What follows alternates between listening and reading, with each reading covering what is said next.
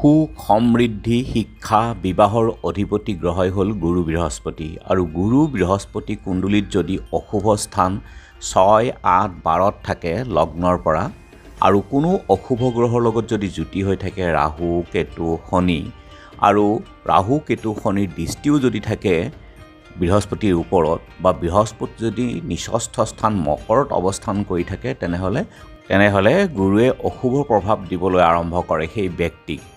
ফলত সুখ সমৃদ্ধি শিক্ষা বিবাহত বিলম্ব হয়, শাৰীৰিক সমস্যা, লিভাৰ চৰ্বিৰ সমস্যা, সামাজিক মান সন্মানত আঘাত হয়, অধৰ্ম আৰু গুৰু ভকতকো নমনা হয়, আধ্যাত্মিকতাৰ ফালে তেওঁৰ ইচ্ছা নাথাকে।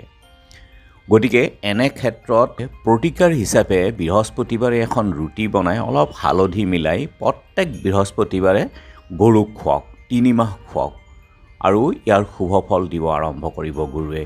সাধু সন্ন্যাসী গুৰু ভকতক দান দক্ষিণা কৰক, জ্যেষ্ঠ ব্যক্তিৰ আশীৰ্বাদ লওক আৰু তেওঁলোকৰ সেৱা শুশ্ৰূষা কৰক। আপোনালোকৰ গুৰু বৃহস্পতি যদি অশুভ প্ৰভাৱ দি আছে তেনেহ'লে শুভ হ'ব। ধন্যবাদ।